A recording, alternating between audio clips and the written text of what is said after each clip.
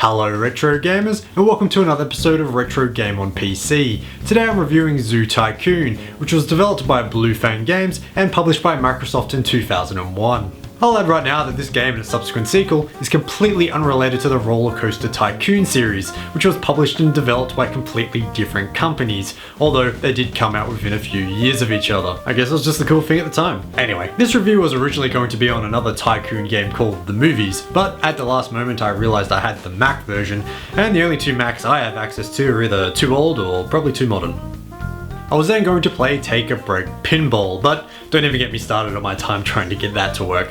The reason I'm telling you all this is to justify why this video was released this week instead of last week, so sorry. Anyway, I was hell-bent on doing a PC game for this video, so I finally landed on Zoo Tycoon, which worked without any problems. Usually I like showing off big box PC games in these videos because they're cool, but sadly there's nothing to show here. It's not even big, but hey, it's hot! This edition is also the complete collection and comes with the expansion packs Dinosaur Digs and Marine Mania, which I'm sure you can guess the contents of. I'm not going to cover those today, just the main game, but I'll probably do a separate video on them. Anyway, enough rambling, let's check out the game. I may or may not have made it clear yet, but Zoo Tycoon starts you off with a bare patch of land, and the goal is to create a profitable zoo on it. There are 3 modes included: Tutorial, Scenario, and Freeform. I recommend starting with Tutorial for once, since it's handy to know what each menu does while not under the pressure of the main game.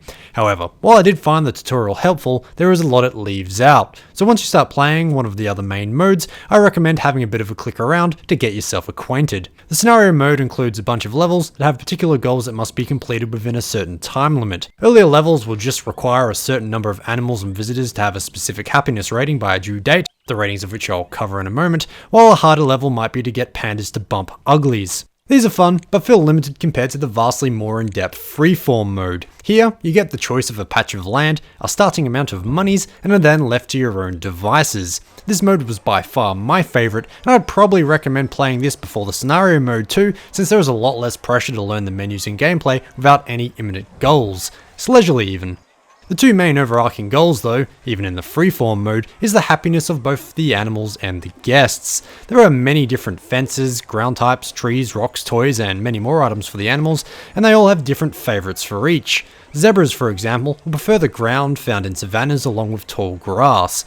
Once you've adopted a few and built them an enclosure, you can obtain additional tips from a zookeeper that will ensure that the animals live a happy existence.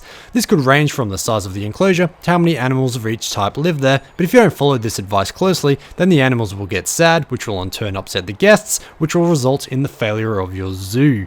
And if you're particularly horrible to your animals, which I certainly hope you're not, the relevant government body will come down hard and prevent you from adopting any further animals until the right thing is done. So, by extension, happiness of the patrons is very important too, as they provide the income stream. Having happy animals is key to a successful zoo obviously, but the guests will demand more to be completely satisfied.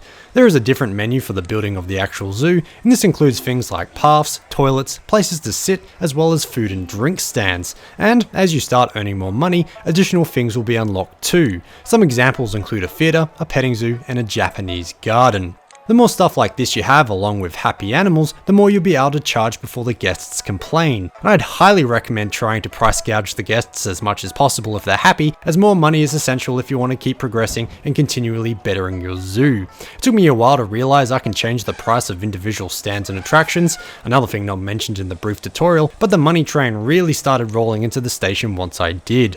There are also employees to hire and spend money on, and even though the choice of the workforce is low, each one plays an important role.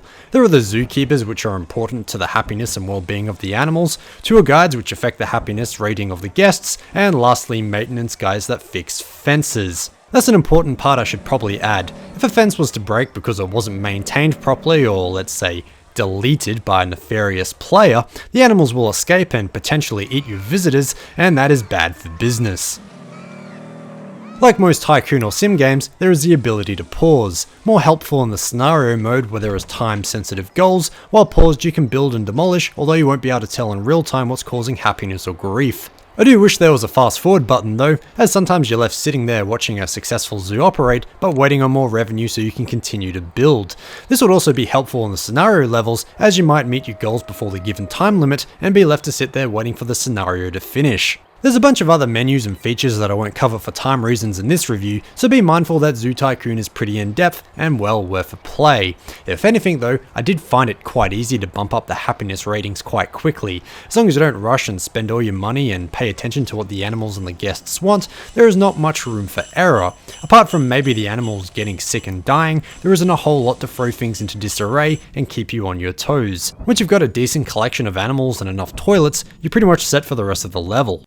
Zoo Tycoon being easy is probably the only real shortfall though, otherwise the game presents itself quite nicely. The graphics are expected for a game of this type on PC from the early 2000s, but there are plenty of nice details scattered about which are fun to look for when you're appreciating your zoo. Things like the dancing bear in the theatre or animals roaming around in the petting zoo are really nice touches and add an extra dimension to the enjoyability. The sound department is a bit lacking however, with not much music playing during the levels and consistent sound effects that get repetitive after a while. Fairly small shortcomings though.